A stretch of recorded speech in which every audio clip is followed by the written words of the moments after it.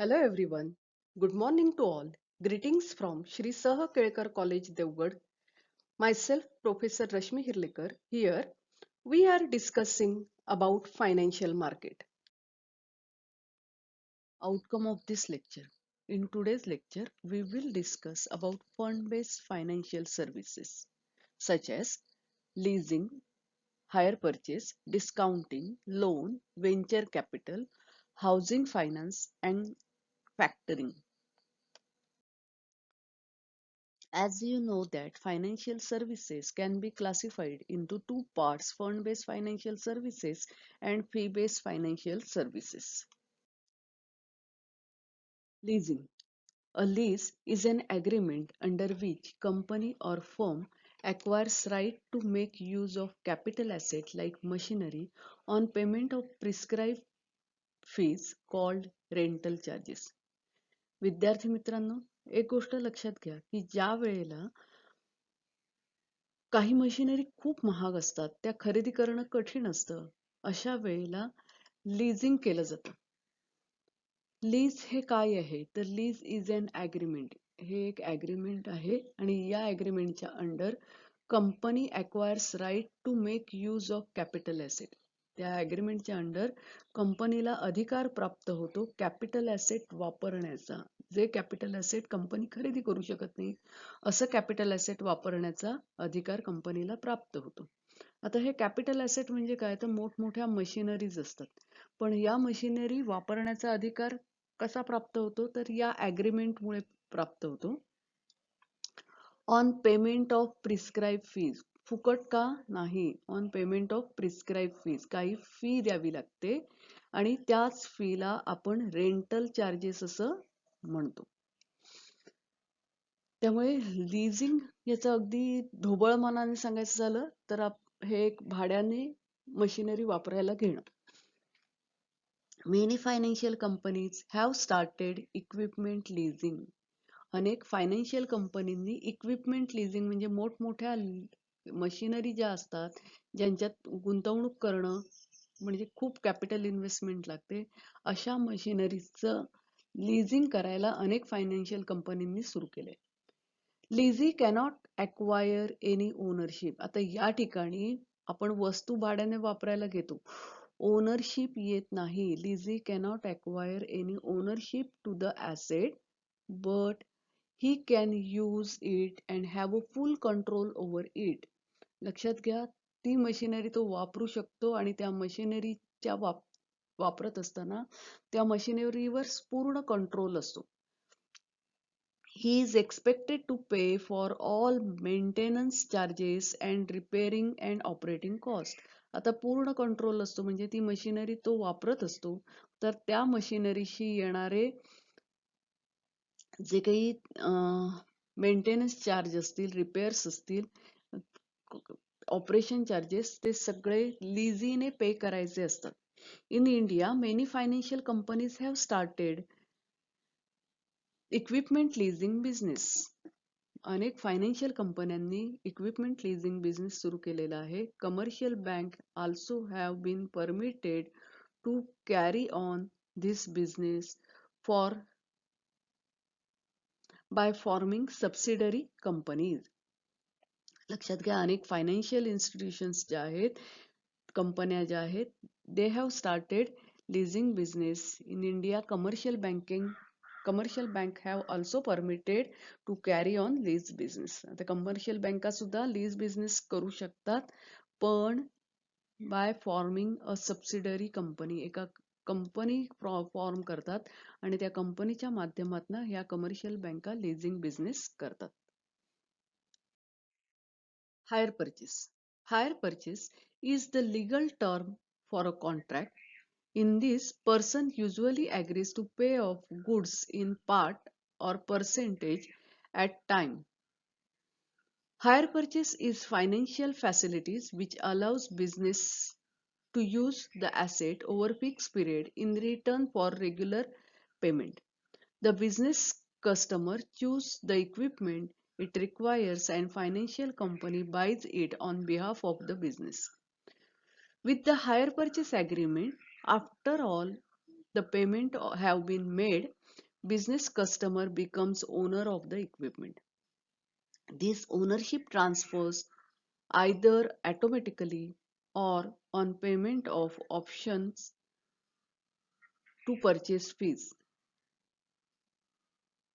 Payment of an option to purchase fees. Under hire purchase agreement, business customer is normally responsible for maintenance of the equipment. आता या सगळ्यातनं काय कळलं तर hire purchase हे सुद्धा एक कॉन्ट्रॅक्ट आहे.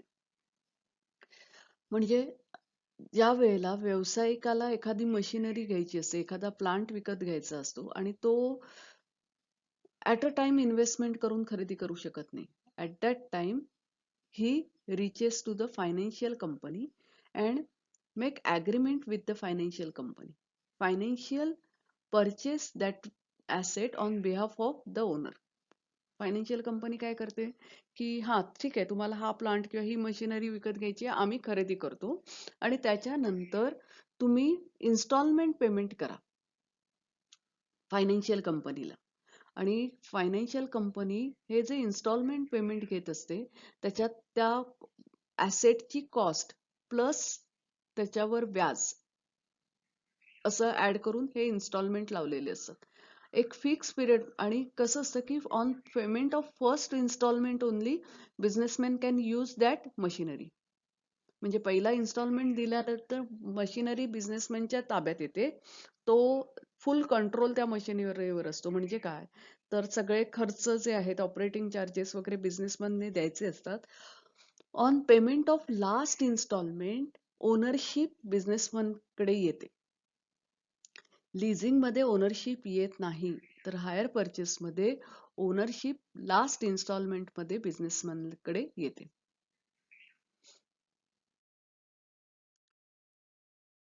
Discounting. Discounting is a financial mechanism in which debtor obtains the right to delay the payment to a creditor for a defined period of time in exchange for charge or fees. बघा काय होतं की समजा ए ह्या व्यक्ती आहे. ए ने बी ला गुड्स विकले. किती रुपयाचे विकले? आपण असं गृहीत धरूया की 5,000 रुपयाचा माल विकला. आता माल ए ने गुड्स बी ला विकले. बी ने लगेच पेमेंट नाही केलं. बी ने काय केलं तर सांगितलं की मला तुम्ही बिल करायचंय म्हणून. मग ए ने काय केलं तर बी वर बिल ड्रॉ केलं आणि बी ने ते ऍक्सेप्ट केलं. हे जे बिल आहे की 3 महिन्यांनी मी पैसे देतो. पण इथे ए ला लगेच गरज आहे पैशाची, त्याला लगेच 5,000 रुपये हवेत. पण बी बरोबर अग्रीमेंट काय केलं की 3 महिन्यांनी पैसे मिळणार. आणि मग आता ही जी गरज आहे, मग आता हा पैशाचं काय करणार तर हा याला सांगितलं की ठीक आहे तुम्ही 3 महिन्यांनी पैसे देताय ना, हरकत नाही. मग ए काय करतो की ए रिचेस टू द बँकेकडे जातो आणि सांगतो की हे बिल आहे, 3 महिन्यांनी मॅच्युअर व्हायचंय, तर मला आत्ता लगेच पेमेंट हवंय. आणि मग हा जो आहे ए हे बिल बँकेकडे घेऊन जातो 5,000 रुपयाचं. बँक काय करते काही चार्जेस लावते. म्हणजे 5च्या 5,000 रुपये ए ला लगेच देत नाही. ती कदाचित 4,800 किंवा काहीतरी देते आणि बिल आपल्या ताब्यात घेते. आणि नंतर on date of maturity bank recovers that bill from B कडनं रिकव्हर करते. म्हणजे बी काय करतो बँकेत पेमेंट करतो. याला डिस्काउंटिंग असं म्हणतात. म्हणून इथे म्हटलंय की discounting is a financial mechanism in which debtor obtains the right to delay payment. Debtor जो आहे तो उशिरा पेमेंट करण्याचा अधिकार या डिस्काउंटिंग ऑफ बिल मुळे निर्माण होतो. For period of time in exchange for charge or fees. काही फी लावली जाते डेटरवर. लोन पण विद्यार्थी मित्रांनो तुम्हाला माहितीये, loan is a type of debt. Like all instrument, loan entails redistribution of financial asset over time between lender and borrower. Loan is a type of debt. The borrower initially does receive the amount of money from the lender, which they pay back usually, but not always in regular installment to the lender. This service is generally provided at cost referred to as interest on the debt. बघा, loan हे एक डेब्टचा प्रकार आहे, डेब्ट instrument आहे. यामध्ये entails the redistribution of financial asset. Financial ॲसेटचं redistribution होतं ओव्हर पिरियड ऑफ टाइम. म्हणजे काय तर सांगते इथे, between the lender and borrower. याचा अर्थ बघा इथे काय म्हटलंय, loan borrower initially does receive the amount from the lender. बघा इथे समजा ही स्टेट बँक आहे आणि ए ला कर्ज हवंय. ए ने बँकेकडनं कर्ज घेतलं. किती रुपयाचं? सपोज 10,000चं कर्ज घेतलं. आता हे जे कर्ज घेतलं तर आणि स्टेट बँकेला एने किती वर्षासाठी, स्टेट बँकेने एला किती वर्षासाठी कर्ज दिलंय, तर समजा आपण असं गृहीत धरूया की 2 वर्षासाठी कर्ज दिले आणि याचे इन्स्टॉलमेंट जे आहेत 2 वर्षांनी एकदम 10,000 स्टेट बँकेला परत नाही करणार. तर समजा मंथली इन्स्टॉलमेंट असेल किंवा क्वार्टरली इन्स्टॉलमेंट म्हणजे 3 महिन्यांनी यातले काही पैसे आणि त्याच्यावरचं व्याज हे दर महिन्याला ए स्टेट बँकेत भरत जाणार. म्हणून इथे म्हटलंय loan is a type of डेब्ट. लाईक ऑल डेब्ट instrument, loan entails redistribution of financial asset. Financial ॲसेटचं redistribution होतं over a period of time between lender and borrower. Borrower initially receives the amount from lender. Borrower सुरुवातीला पैसे मिळतात त्याला लेंडरकडनं, state बँकेकडनं किंवा बँकेकडनं, which they pay back usually, आणि जे तो परत करतो नेहमीच, बट नॉट ऑलवेज, म्हणजे प्रत्येक वेळेलाच करतो असं नाही, इन रेग्युलर इन्स्टॉलमेंट, म्हणजे तो परत करतो युजली इन रेग्युलर इन्स्टॉलमेंट मध्ये to the lender. This service is generally provided at cost. याच्यावर व्याज लावलं जातं. Refer to as interest. त्या कॉस्टला इंटरेस्ट असं म्हणतात ऑन द डेब्ट. A venture capital is another method of financing in form of equity participation. लक्षात घ्या, व्हेंचर कॅपिटल हा एक फायनान्सिंगचा एक इन्स्ट्रुमेंट आहे. पण इथे फायनान्सिंग कशाला केलं जातं? Equity capital. म्हणजे तुम्ही शेअर्स इश्यू करते, एखादी कंपनी शेअर्स इश्यू करत असते, तर त्या कंपनीच्या शेअर्सना फायनान्स करण्याचं, म्हणजे शेअर्स खरेदी करण्याचं काम हे फायनान्शियल इन्स्टिट्यूशन करते. It is in contrast to conventional security based financing. आता कन्व्हेन्शनल सेक्युरिटी बेस्ड फायनान्सिंग म्हणजे काय, तर कंपनीला फंड हवाय तर कंपनी फायनान्शियल इन्स्टिट्यूशनकडे जाते आणि लोन घेते. लोन घेत असताना कंपनी गेली आणि लोन दिलं असं होत नाही, तर कंपनी फायनान्शियल इन्स्टिट्यूशनकडे जाते. फायनान्शियल इन्स्टिट्यूशन कंपनीची कॅपॅसिटी आहे का बघते, काही मॉर्गेज म्हणून ठेवून घेते की अरे हे आपलं कर्ज कशा प्रकारे पेड करतील, तर गहाण काहीतरी ठेवून घेते. त्याला कन्व्हेन्शनल सेक्युरिटी बेस्ड फायनान्सिंग असं म्हणतात. व्हेंचर कॅपिटलिस्ट जे असतात they finance a project based on potential of new innovative project. म्हणजे नवीन इनोव्हेशन करणारा जो प्रोजेक्ट आहे त्या प्रोजेक्टच्या कॅपॅसिटी बघून व्हेंचर कॅपिटलिस्ट फायनान्स करतात. It is in contrast to the conventional security based financing. म्हणजे कंपनीला कर्ज हवंय आणि बँका कर्ज देतात, त्याला कन्व्हेन्शनल सेक्युरिटी बेस्ड फायनान्सिंग असं म्हणतात. कर्ज कधी देतात या बँका, त्या बँका बघत असतात की अरे हे कर्ज पेड करण्याची ह्या कंपनीची कॅपॅसिटी आहे का, आणि आपल्याला गहाण म्हणून काय देतील किंवा काय, अशा वेळेला सेक्युरिटी बेस्ड फायनान्सिंग लोनचं केलं जातं. पण व्हेंचर कॅपिटलिस्ट तसं नाहीयेत. न्यू इनोव्हेटिव्ह प्रोजेक्ट आहे. आत्ता जरी त्यांची फायनान्शियल कंडिशन काही नाही, मॉर्टगेज काही देऊ शकत नसले, तरी अरे हे काहीतरी काम करू शकतात. They have potential to do something new. अशा कंपन्यांना व्हेंचर कॅपिटलिस्ट फायनान्स करतात. Much trust is given to new ideas, technological innovations. Finance is being provided not only for development capital by financial intermediaries. लक्षात घ्या की फक्त development कॅपिटलसाठीच financial इंटरमिडियरीज provide करत नाही, तर नवीन इनोव्हेटिव्ह जे काही आहे, नवीन कल्पना अस्तित्वात आली असे अशा नवीन प्रोजेक्टला फायनान्स करण्याचं काम व्हेंचर कॅपिटलिस्ट करतात.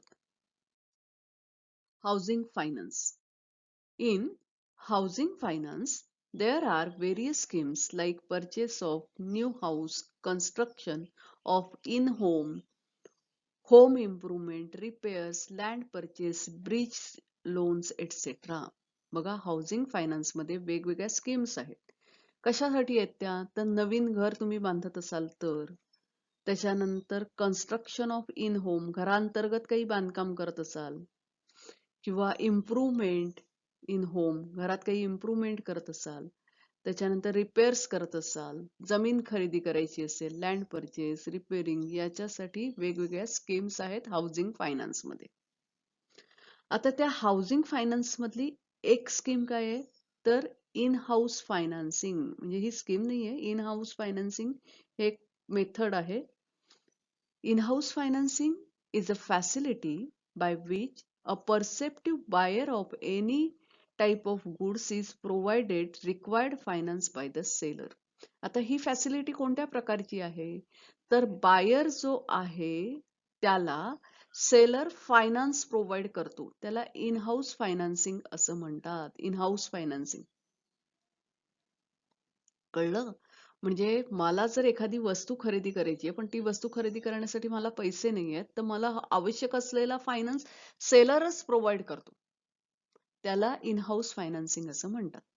दस सेलर बिकम फायनान्शियर. म्हणजे सेलर हा कर्ज देणारा, फायनान्सर, आपल्याला फायनान्स प्रोव्हाइड करणारा होतो. Two, in case of in house financing. In house financing मध्ये सेलर हाच फायनान्सर होतो. There are many types of advantages associated with this facility. आता in-house financingच्या फॅसिलिटीचे फायदे काय आहेत? The first of all, a person is able to get finance at lower cost. म्हणजे lower cost, कमी किमतीत फायनान्स मिळतो. As there is no middleman, मध्यस्थ नाही. सेलर आहे तोच फायनान्स करतो, मध्यस्थ नाही. Middleman here means financial institution. मध्यस्थ म्हणजे कोण आता? तर फायनान्शियल इन्स्टिट्यूशन. म्हणजे सपोज मला फ्लॅट घ्यायचंय, तर फ्लॅट घेण्यासाठी मी काय करते, तर साहजिकच आहे माझ्याकडे पैसे तेवढे नाहीयेत, तर मी बँकेकडे जाते आणि बँकेकडनं कर्ज घेते, किंवा कोणत्याही पतपेढीकडे जाते आणि कर्ज घेते. तर साहजिकच हे मध्यस्थ आहेत, आणि हे मध्यस्थ असल्यामुळे फायनान्स कॉस्टिंग जास्त होतं. पण इन हाऊस फायनान्सिंग मध्ये काय करतो, विक्रेता जो आहे तोच तुम्हाला कर्ज देतो ब्लॉक खरेदी करण्यासाठी. त्याला इन हाऊस फायनान्सिंग म्हणतात. And other lender that provide finance for buying goods. बघा काय म्हटलंय, middleman here means financial institution and other lenders that provide finance for buying goods. म्हणजे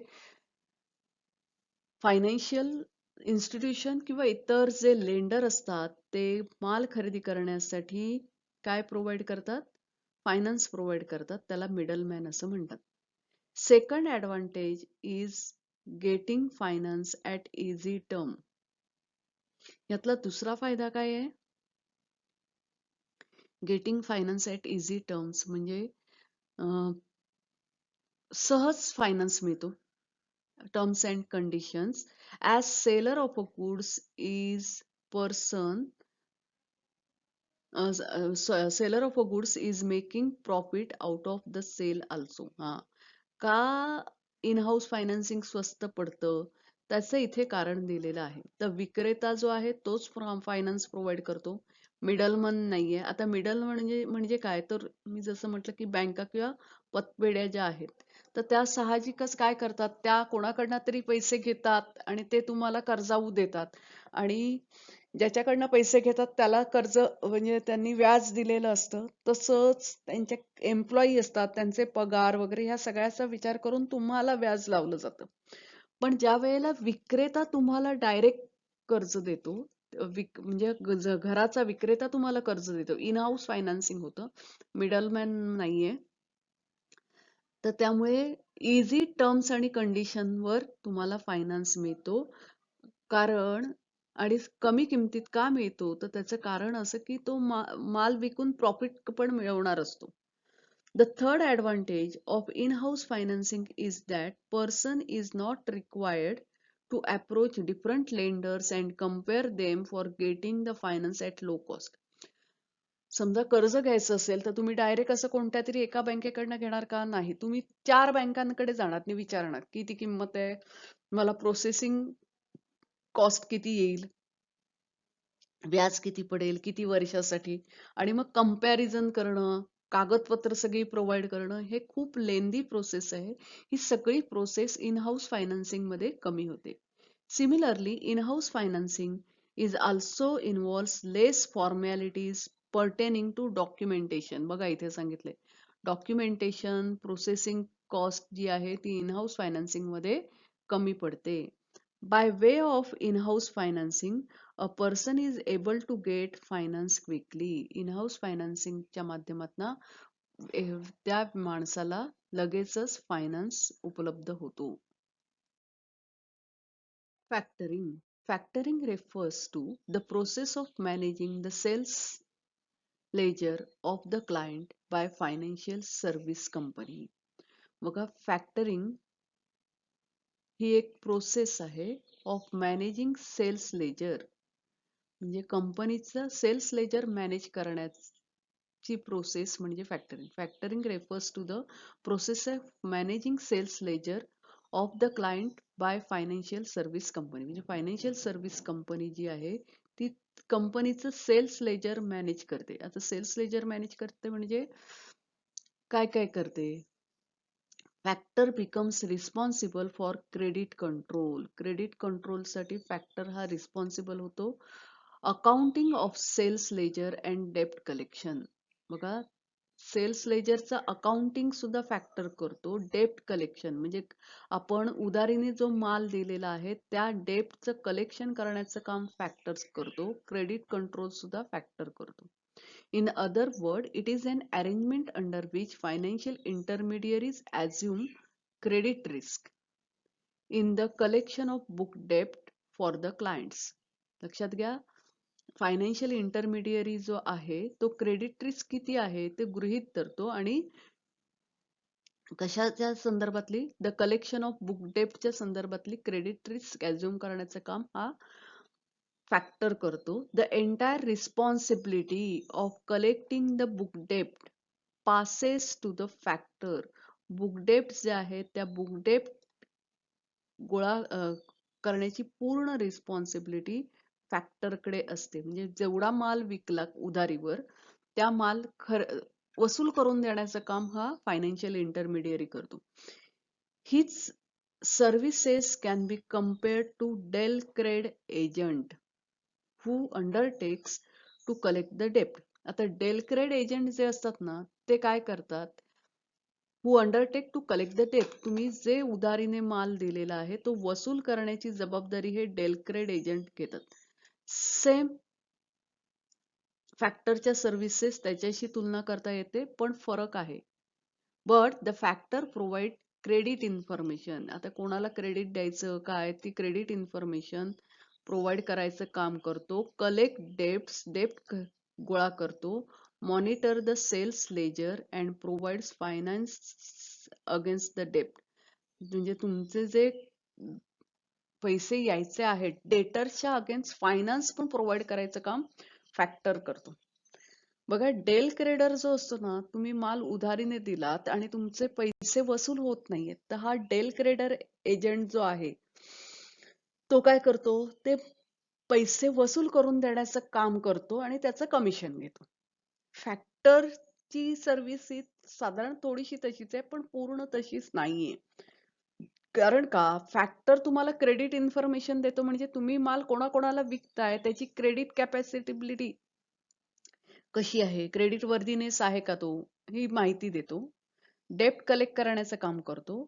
सेल्स लेजर मॉनिटर करतो आणि त्याचबरोबर तुमच्या डेप्टच्या अगेन्स्ट फायनान्स सुद्धा प्रोव्हाइड फॅक्टर करतो. लक्षात घ्या, फॅक्टरिंग ही सर्व्हिस ना जनरली आपण एक्सपोर्ट करतो त्यावेळेला या सर्व्हिसचा उपयोग केला जातो. Thus, it provides a number of services apart from financing. म्हणजे नुसतं फायनान्स नाही तर अनेक सर्व्हिसेस फॅक्टर प्रोव्हाइड करतो. Recall the points. In today's lecture, we have discussed about fund-based financial services such as leasing, hire purchase, discounting, loan, venture capital, housing finance and factoring. बघा, leasing म्हणजे एखादी machinery भाड्याने घेणे, वापरायला घेणं, त्याला leasing म्हणतात. इथे मालकी येत नाही, पण ती मशिनरी आपली असल्यासारखीच आपल्याला सगळे खर्च करावे लागतात. हायर परचेस मध्ये तुम्हाला आवश्यक असलेली मशिनरी तुम्ही फायनान्शियल इन्स्टिट्यूशनला सांगायचं की मला ही मशिनरी हवी, ती इन्स्टिट्यूशन ती मशिनरी खरेदी करते आणि इन्स्टॉलमेंटवर आपल्याला विकते, त्याला हायर परचेस असं म्हणतात. बिल ऑफ डिस्काउंटिंग हे माहिती आहे तुम्हाला, लोन पण माहिती आहे. व्हेंचर कॅपिटल म्हणजे काय, तर ज्या ठिकाणी एखादा प्रोजेक्ट आहे, इनोव्हेटिव्ह काहीतरी करताय, जिथे जास्त रिस्क आहे, असा प्रोजेक्ट फायनान्शियल इन्स्टिट्यूशन काय करतात, फायनान्स करतात. हाऊस फायनान्सिंग मधलं आपण इन हाऊस फायनान्सिंगचे फायदे पण बघितले आणि त्याचबरोबर फॅक्टरिंग हा काय प्रकार आहे तो बघितला. तर फॅक्टरिंग म्हणजे खरं म्हणजे डेप्ट मॅनेजमेंट आहे. So thank you for today. We will meet again. Happy learning to you.